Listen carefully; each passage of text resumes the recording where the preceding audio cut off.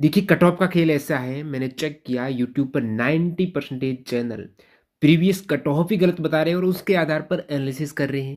गलत in the sense previous year की cut off है ना, आउट ऑफ 100 में से थी और वो कंसिडर 75 में से कर रहे हैं।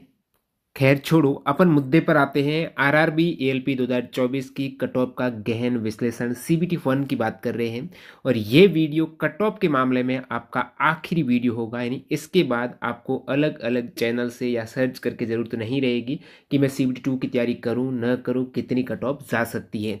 एंड तक बने रहिएगा, आपकी शिफ्ट वाइज विश्लेषण रहने वाला। इन पॉइंट के आधार पर अपन shift wise plus RRB wise cut off की बात करेंगे। पेपर का लेवल जो कट ऑफ का मेन फैक्टर लेवल और वैकेंसीज, उसके बाद आरआरबी जोन वाइज वैकेंसीज अलग अलग होती है। शिफ्ट वाइज गूगल फॉर्म का जो डाटा भराया गया था उस अकॉर्डिंग अपन प्रत्येक शिफ्ट का एवरेज मार्क्स निकालेंगे, जहां से आपको पता चलेगा नॉर्मलाइजेशन में कौन सी शिफ्ट को कितना फायदा होगा, कौन सी शिफ्ट ईजी थी और कौन सी टफ थी। 2018 के पेपर का लेवल क्या था ताकि तुलना हो सके 2018 की कट ऑफ से, और उस समय वैकेंसीज ज्यादा थी उसकी भी बात करेंगे।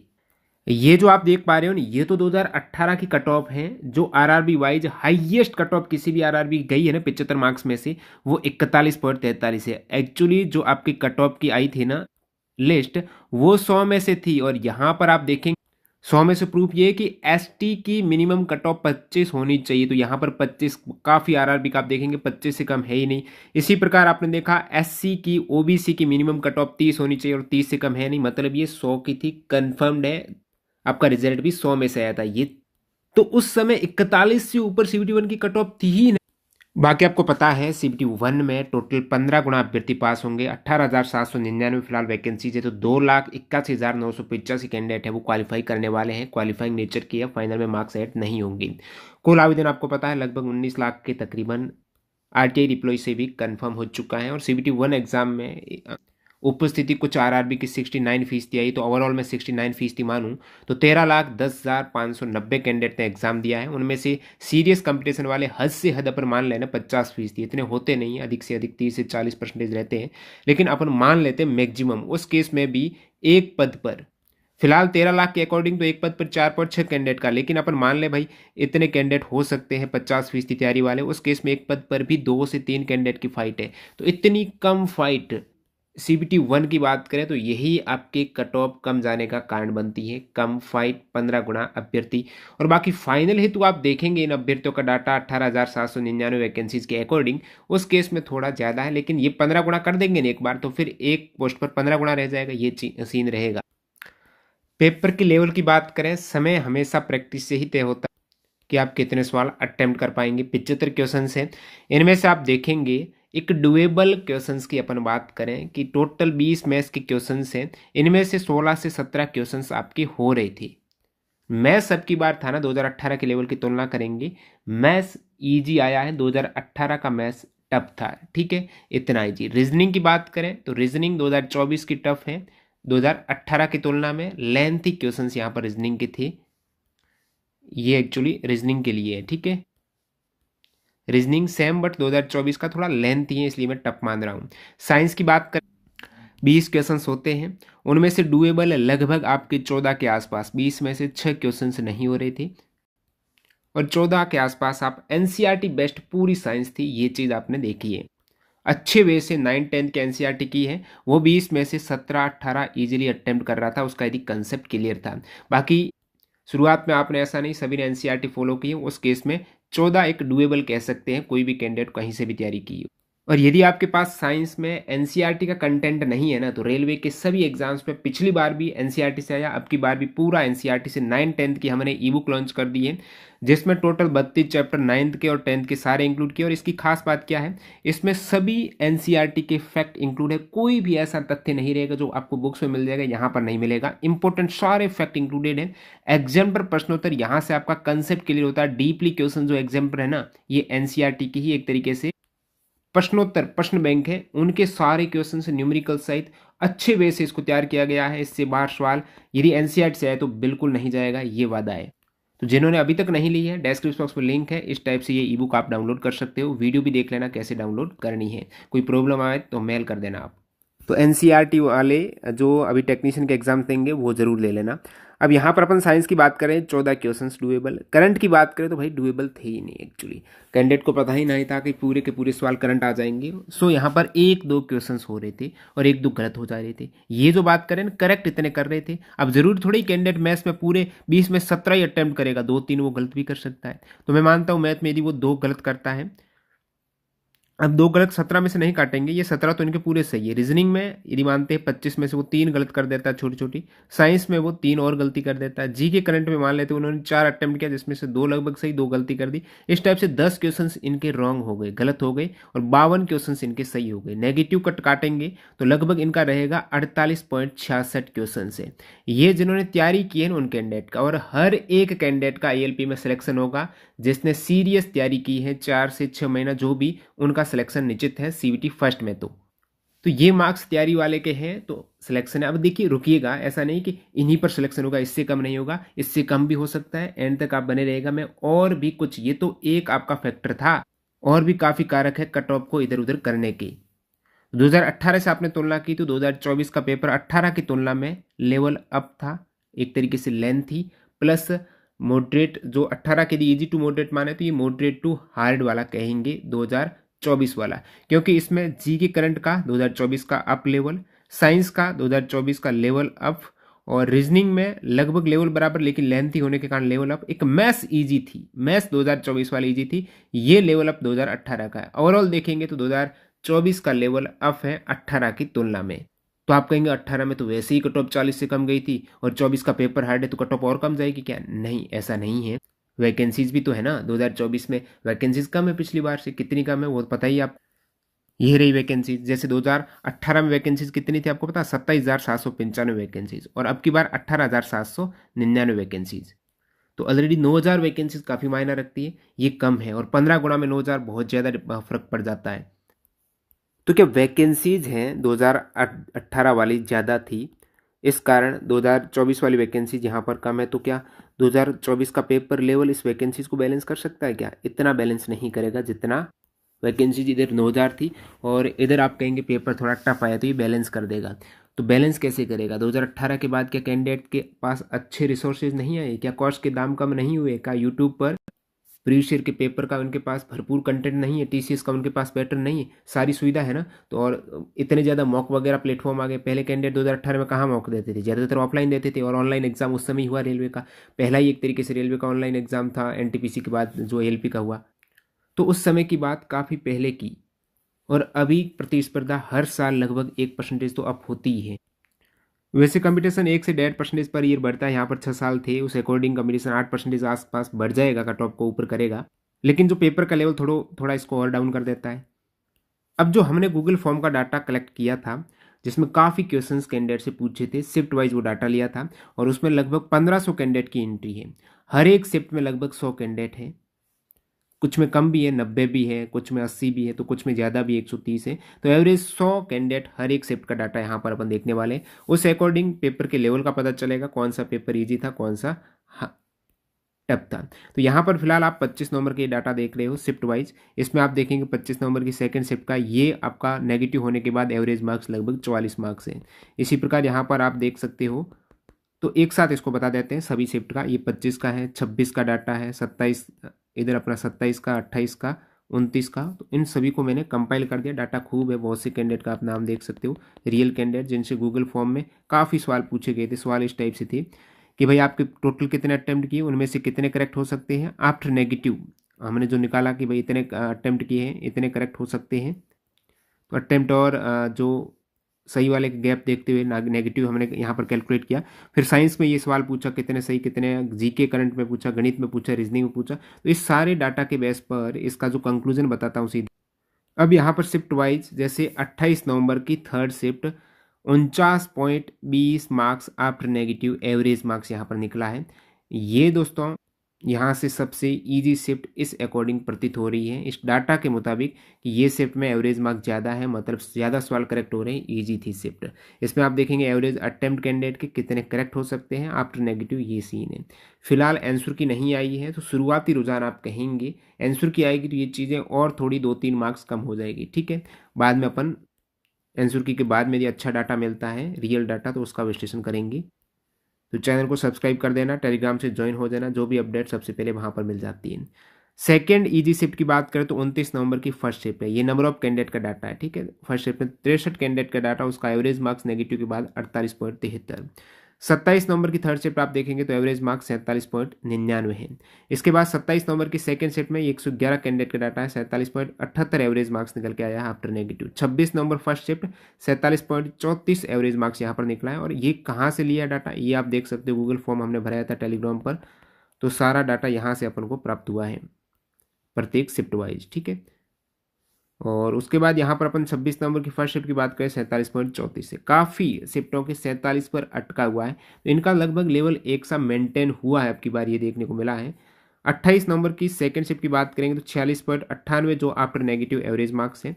उसके बाद यहाँ पर बात करेंगे 28 नवंबर की फर्स्ट शिफ्ट है, 118 कैंडिडेट का डाटा है और आफ्टर नेगेटिव जो एवरेज मार्क्स है 46.43 मार्क्स। ये आउट ऑफ 75 में से है, ये चीज़ क्लियर कर दूँ आपके लिए। नेक्स्ट अपन देखेंगे 28 नवंबर की थर्ड शिफ्ट, तो ये लगभग इनको कंक्लूड कर देते हैं अपन एक साथ ही। आप देख सकते हो सबसे टफ शिफ्ट कौन सी यहाँ से दिख रही है आपको, सबसे टफ इन डाटा के मुताबिक है 26 नवंबर की सेकंड शिफ्ट है, जिनका एवरेज मार्क्स आ रहा है महज 44.42। और 27 नवंबर की फर्स्ट शिफ्ट का आप एवरेज देखेंगे तो 44.46 और 25 नवंबर की फर्स्ट शिफ्ट का भी 44.82। तो ये तीन शिफ्ट लगभग एक जैसी है, ऐसा नहीं कि सबसे टफ यही थी इसमें ही बढ़ेगा, इन तीनों में लगभग समान सा दिख रहा है। कौन कौन सी तीन है, 25 नवंबर फर्स्ट शिफ्ट, 27 नवंबर फर्स्ट शिफ्ट, 25 नवंबर सेकेंड शिफ्ट। बाकी जिन्होंने एग्जाम दिया कमेंट सेक्शन में बताना एक्चुअली आपको कितनी ये टफ लगी। और यहाँ पर एक बात और बताऊँ, आप अपने अपनी शिफ्ट है, हर कैंडिडेट को लगता है कि मेरी शिफ्ट टफ थी, तो कमेंट ऐसा हो सकता है कि हर कोई के मेरी शिफ्ट टफ थी, ये एक ह्यूमन नेचर है। 25 नवंबर थर्ड शिफ्ट की बात करेंगे तो ये आप देखने को मिल रहा है कि ये लगभग 5 शिफ्ट तो एक जैसी, इसमें हालांकि एक आध मार्क्स का 44 से 45.89 है, लगभग 1 पॉइंट समथिंग मार्क्स का अंतर जरूर है। तो लेवल लगभग ये है। और इजी शिफ्ट का आपने देखा, ये ऊपर वाली सारी इजी शिफ्ट है, जिसमें 28 नवंबर की थर्ड शिफ्ट यहाँ पर। तो आप अपनी तुलनात्मक रूप से देख सकते हो आपकी कौन सी शिफ्ट है और उनका लगभग कितना एवरेज मार्क्स है। और जैसे कि यहाँ पर बात करें आपका नॉर्मलाइज्ड मार्क्स होगा, और इन सभी डाटा को अपन ने एक साथ माना तो एवरेज मार्क्स निकल के आ रहा है, सभी शिफ्टों का 15 शिफ्ट की बात करें तो 46.63 मार्क्स एवरेज निकल के आ रहा है। और मेरे हिसाब से एवरेज मार्क्स वाले का तो सिलेक्शन हो जाना चाहिए, क्योंकि अभी मैंने कहा नहीं, सीरीज कैंडिडेट एक पोस्ट पर 2 से 3 जने ही हैं और काफ़ी कैंडिडेट एवरेज मार्क्स से नीचे हैं, तो एवरेज मार्क्स का होगा तभी 2 में से एक कैंडिडेट छट पाएगा। और ये अभी शुरुआती रुझान है, तो आंसर की नहीं आई है तो कैंडिडेट लगभग ज़्यादा ही बताते हैं अपने मार्क्स। ऐसा नहीं कि बहुत कम बार हुआ है कि जो आपने एग्ज़ाम देखकर सोचा कि मेरे इतने मार्क्स आएंगे और उससे ज़्यादा मार्क्स आ गए, उससे कम ही आते हैं, ये चीज़ है। इससे हो सकता है एक दो कम चली जाए, 43-44 है एवरेज मार्क्स, वहाँ पर चला जाए। ये अभी कट ऑफ की बात बाद में करेंगे, कुछ और पॉइंट है वो भी बता देता। तो ये जो अपन ने पेपर का लेवल देखा था, जिसमें तुलना की कि 2018 का पेपर है ना वो इजी था अपेक्षाकृत 2024 की, और यहाँ पर लगभग जो डुएबल क्वेश्चंस को आफ्टर नेगेटिव करके अपना टोटल हो रहा था 48.66 मार्क्स आ रहा था। यानी जिसने भी सीरीज तैयारी की है उनके 48.66 के आसपास लगभग मार्क्स बैठ रहे हैं वर्तमान में आंसर की से पहले की स्थिति। ये रो मार्क्स हैं, बाकी नॉर्मलाइज में आपकी शिफ्ट, अभी मैंने थोड़ा शिफ्ट का एनालिसिस किया, उस अकॉर्डिंग आपके मार्क्स बढ़ सकते हैं। परसेंटाइल का मतलब यही हुआ, जैसे अभी मैंने शिफ्ट वाइज बताया। परसेंटाइल की बात कर रहे हैं, मान लेते हैं कि 28 नवंबर की थर्ड शिफ्ट की एक कैंडिडेट है जिनके मार्क्स आ रहे थे 49.20, ठीक है, 28 नवंबर की थर्ड शिफ्ट की। और सेम एक कैंडिडेट है 29 नवंबर की फर्स्ट शिफ्ट, उनके मार्क्स आ रहे हैं 48.73। इन दोनों के 100 परसेंटाइल है, टॉपर है ना ये दोनों, तो ये दोनों की रैंक एक सी है। ऐसा नहीं इनके ज़्यादा आ रहे तो ये ऊपर आ जाएगा, नहीं, इन दोनों की रैंक एक सी। जिस प्रकार एक कैंडिडेट जिनकी शिफ्ट 26 नवंबर की थर्ड शिफ्ट है उनके 46.40 आ रहे हैं, तो ये कैंडिडेट भी फर्स्ट है। ये तीनों ही फर्स्ट रैंक पर है, तीनों ही फर्स्ट रैंक पर। तो रैंक से डिफाइन होगा आपका नॉर्मलाइजेशन, परसेंटाइल का मतलब यही है। तो ये आपके रो मार्क्स इतने हैं ना, तो आप बिल्कुल लग ही जाइएगा। और बाकी ये हाईएस्ट से हाईएस्ट बात कर रहा हूँ, फिलहाल मैं हाईएस्ट से हाईएस्ट बात कर रहा हूँ। अभी कुछ और डाटा पेंडिंग है, रुको। ये तो अपन डुएबल की बात कर रहे थे पेपर के लेवल के, लेकिन इसका डाटा आरआरबी वाइज भी देखना है ना। तो आरआरबी वाइज प्रत्येक आरआरबी की अलग अलग वैकेंसीज है। 2018 से अपन आरआरबी वाइज तुलना नहीं कर सकते। जैसे अजमेर में कि पिछली बार हाईएस्ट कट ऑफ इतनी मार्क्स थी, तो अब की बार भी अजमेर में लगभग यही जाएगी कि सेकंड रैंक पर ही जाएगी, ऐसा नहीं कर सकते हैं, क्योंकि अब की बार ऐसा नहीं वैकेंसीज का रेशियो सेम है 2018, रेशियो थोड़ा ही सेम है। अब की बार कुछ आरआरबी की वैकेंसीज पिछले की तुलना में ज़्यादा गुना बढ़ी है, तो ये चीज़ मायने रखती है। पिछला डाटा एक बार 2018 का आपको दोबारा बता देता हूँ। जैसे कि आप देखेंगे कि उसमें कट ऑफ आई थी, वो आउट ऑफ 100 में से आई थी CBT 1 की, यहाँ पर आप देख पा रहे हो। तो CBT 1 की OBC और OBC यहाँ पर 75 में से आप देख सकते हो UR की, और 75 में से OBC की देख सकते हो, बाकी SC ST की देख सकते हो। अब यहाँ पर आपको बताया ना मिनिमम क्वालिफाइंग मार्क्स, बता देता हूँ। आप अपना एग्जाम सिलेबस देखते हो ना, उसमें दे रखा है कि UR EWS के लिए आपको 40% मार्क्स, जी 40 मार्क्स नहीं है प्रतिशत, ऐसा नहीं 75 में से 40 नहीं, 40% है। 40% कितना होगा UR EWS के लिए? लगभग 30 मार्क्स आपको आउट ऑफ 75 में से लाना अनिवार्य है, जरूरी है। इससे कम ज़्यादा चाहे कैंडिडेट ही ना मिलो तो भी वो इससे कम कट ऑफ नहीं जा सकती है। OBC की बात करें तो वो आपकी 30% है। OBC का 30% यानी OBC और SC दोनों का 30%, यानी इनको 75 में से 22.5 मार्क्स लाने अनिवार्य है। इसी प्रकार ST की बात करेंगे तो 25% है, यानी इनको 75 में से 18.75 मार्क्स लाने अनिवार्य है। और पिछली बार काफ़ी आरआरबी में ये मिनिमम परसेंटेज में कट ऑफ गई थी। जैसा कि यहाँ पर आप देख पा रहे हो, पिछली बार जो हाईएस्ट कट ऑफ थी ना वो तिरुवनंतपुरम की थी। यहाँ आप देखेंगे तिरुवनंतपुरम की CBT 1 में कट ऑफ चली गई थी, 75 में से 41.43 मार्क्स गई थी। ये आफ्टर नॉर्मलाइजेशन है, ठीक है। और ये 100 में से है, मैं ये चीज़ क्लियर कर दूं, 100 में से गई थी 55.24 और 75 में से गई थी 41.43। OBC का आप गैप देखेंगे तो 100 में से लगभग यहाँ पर 47 गई। अब की बार ऐसा नहीं कि आपको OBC और UR का इतना गैप मिल जाए। EWX नई कैटेगरी भी आई है, और आपने SSC की लेटेस्ट जो कट ऑफ देखी है, जो ये भी इंडिया सेंट्रल गवर्नमेंट की वैकेंसी SSC की, उसमें वर्तमान में OBC UR का गैप बिल्कुल कम है, 1 से 2 मार्क्स का रह गया है गैप।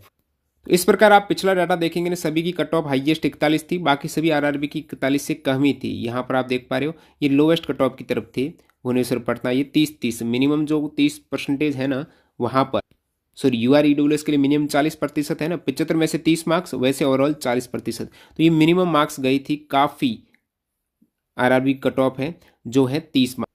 परसेंटेज में 40 हैं, जो एक बार 100 में से 3 वो तो 40, और 75 में से 30 होगी UR EWS, जो पिछली बार काफ़ी आरआरबी की कट ऑफ आपको देखने को मिली थी। पिछली बार आपको पता टेक्नीशियन का भी ALP के साथ में था, तो काफ़ी कैंडिडेट का उसमें भी हो रहा था, ये चीज़ भी मायने रख रही थी।